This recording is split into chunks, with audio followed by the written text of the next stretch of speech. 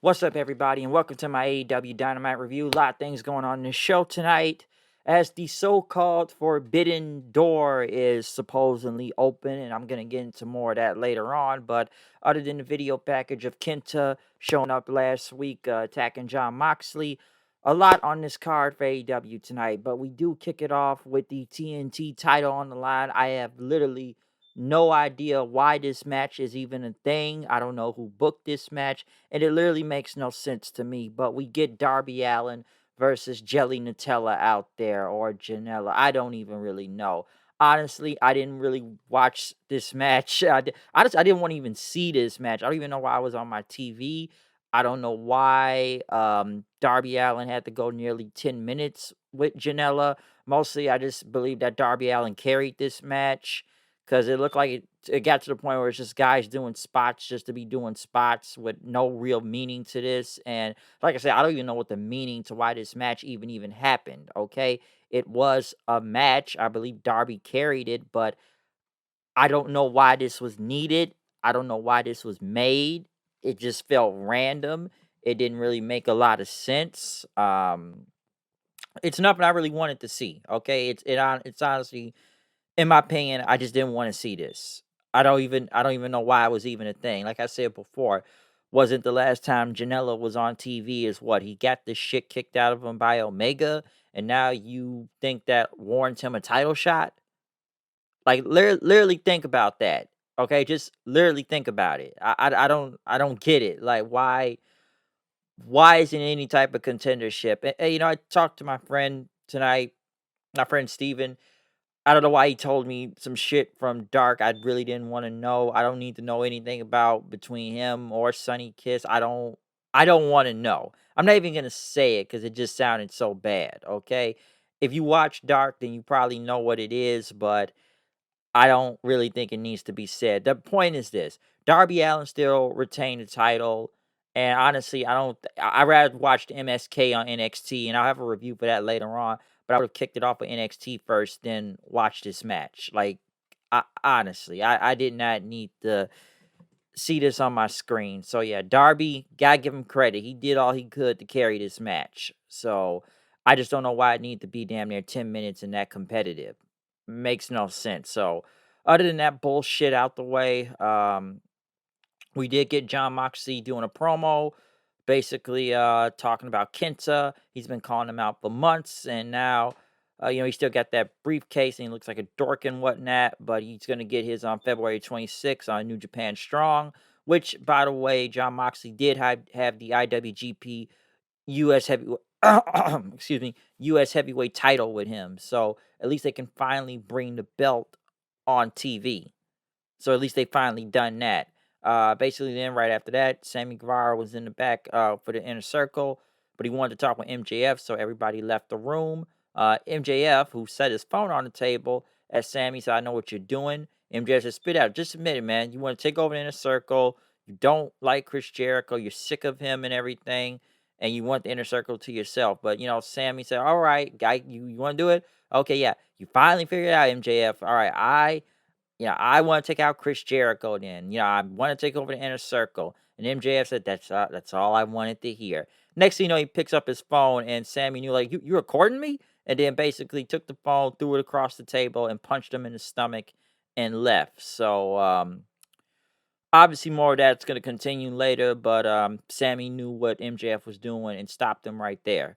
And just like, you recorded me, and threw his phone across the table. Next, we got Cody Rhodes and Lee Johnson versus Peter Avalon and Cesar uh, Benoni. I know they showed Arn Anderson's son that was in the crowd and whatnot. I guess he's trained to be a wrestler. Um, this was kind of random. Listen, they don't really have anything else for Cody right now until the whole Shaquille O'Neal match happened. So they just kind of got him just around. The match was okay. It's nothing much I could really take from this. Uh, Other than just, Cody and them won. Lee Johnson got the win. Good on him getting the win though. Apparently, I guess he's been losing so much on Dark. He finally got a win on the main show. His promo was okay and whatnot, but he talked about hard work paying off, and talk about the Rhodes family, and they're like his family now because he's part of the Nightmare family. So it was okay. I'll say that. At least they're trying to get Lee Johnson into something. It's going to take some time, though. Let's just give it some time. Uh, Next, they went to talk about the Young Bucks in the back, talking about the whole MJF and Jericho, about their match of Revolution, but the Good Brothers showed up then. Basically, guys were distracted last week and talk about the match for the pay-per-view. And Gals and Anderson basically say, they got a match this Saturday for their tag titles also at No Surrender, so that's coming up. Uh, Basically, they start talking about Santana and Ortiz about eliminating them, and all of a sudden they says, Santana and Ortiz are one of like top rated tag teams in the division right now. I'm like, really? It really sure hasn't felt like it. And now all of a sudden they get a tag team title shot next week just because, which is kind of odd because, and I like LAX, but let's be honest though, they have not really been in the best light ever since they've been in the Inner Circle. Okay, they should be, but they really aren't. And I would love to see LAX back, but it's just kind of odd when they said top rated tag team. They haven't really won a lot when you think about it, so they just kind of been on that. I don't want to say too low of a card, but they just kind of been like background guys in the Inner Circle and whatnot. Like they're there, but they're just kind of standing around. So nothing much I should say from that. It's just kind of odd. Like they get a title shot next week. Next they showed Matt Hardy and Hangman Page at some random bar. Hangman was still, had a lot of drinks. I guess Matt was trying to get him to sign this contract and whatnot. Since he's Big Money Matt, but apparently I don't know. Matt, he had him sign a contract, but they switched the contracts, I believe. So I guess Hangman Page duped him or something, or whatever he signed. So don't really know what's going on with this whole Big Money Matt Hangman thing, but he's still trying to get him to join the group. Next, though, we got Pac versus Dolph Ziggler 1.0. Or Ryan Nemeth, or I'm calling him Ziggler 1.0 right now, since it's basically he's Ziggler clone. That's basically what he is. He is basically Ziggler clone. His promo from what he did on what I saw on YouTube is very different to how he wrestles. I'll say that. And basically, this was a super squash match. Okay, Pac literally beat the shit out of him, drop kicking him, multiple shotgun drop kicks to the face.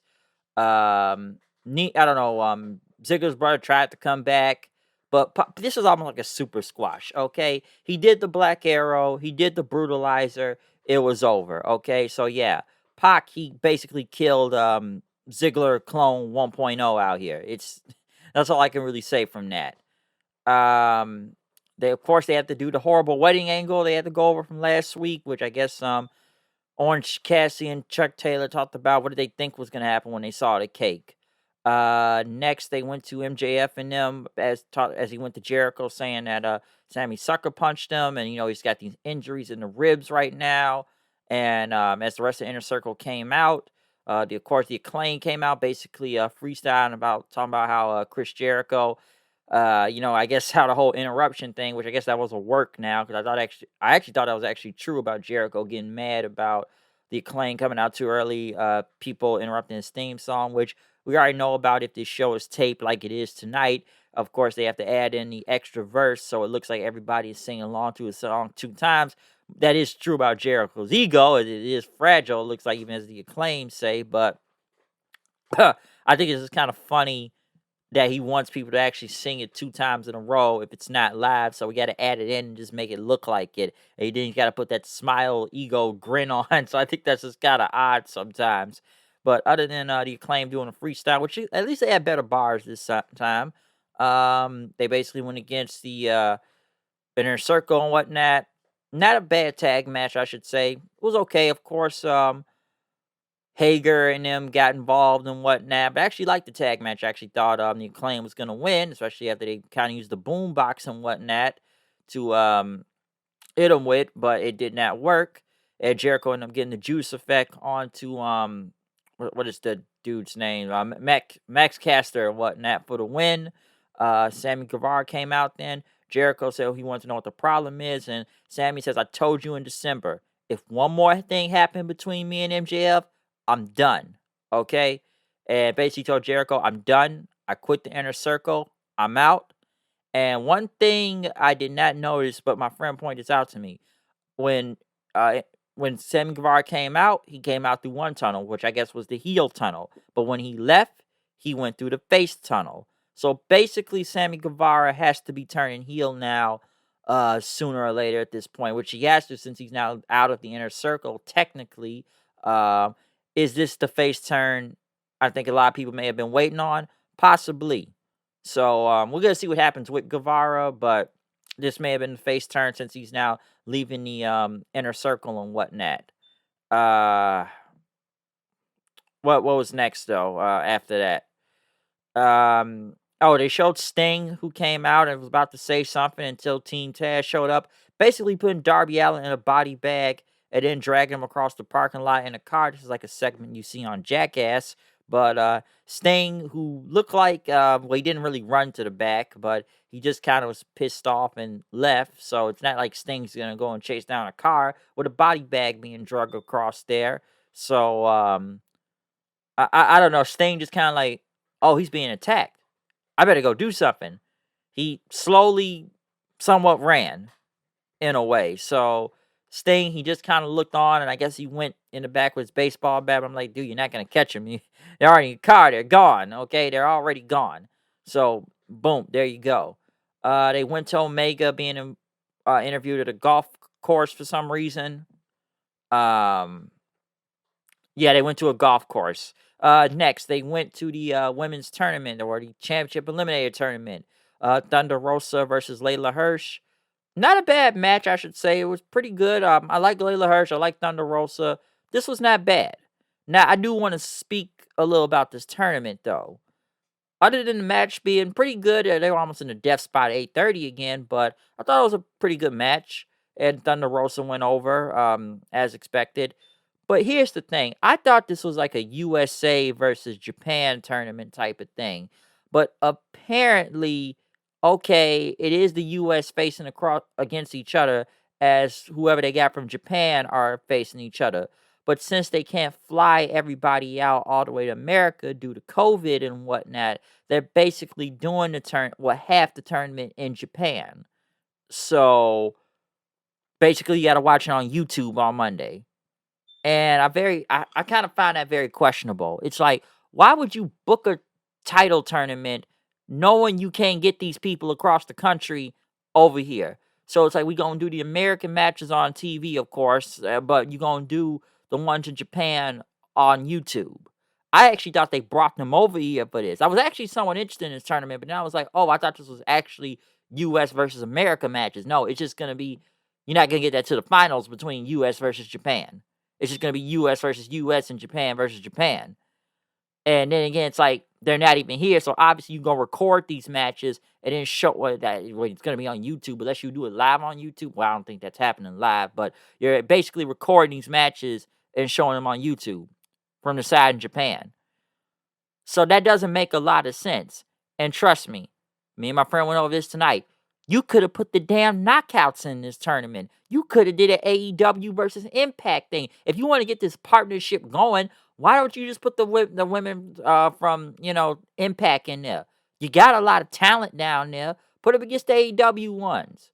That would have been a better tournament. It could have been AEW versus Impact then, for real. Because you got a lot of talent down there. You got people from Deonna Purrazzo. You got Sue Young. You got Rosemary. Well, you don't have Taya anymore, but she would have fit in that tournament. You got Jordan Grace. You got Jazz. You got Kiera Hogan. You got Tasha Steeles, Nevaeh, Havoc. There you go. I've just named like 8, 9 women right there. Tennille Dashwood. Who else is down there in Impact? It's a lot of knockouts they got, okay? So the division down there is deep, all right? They got a lot of women, and I just named you like half of them that could have been in this tournament. So why couldn't you have done that? At least you would have had all your matches on TV and wouldn't have had to do it on YouTube or record it from a whole different country, because that doesn't make a lot of sense. The plan right here, I'm just kind of giving, that makes more sense, okay? You could have did that, had it all on TV. You want this partnership to work or something, do that. Have them face each other. You probably would get a lot of good matches out of it. Because trust me, I feel like the knockouts are damn near blow the freaking AEW women's division out the water out of a few people and whatnot, but they would still blow them out of the water. So that would have been a better idea if they did Impact and AEW Women, and then you could add the tournament to see who's going to go for the AEW Women's Championship.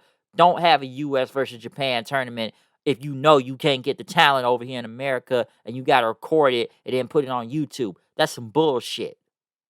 So, very strange how they're doing this whole women's tournament. Okay, very strange. Next though, they interviewed Jungle Boy.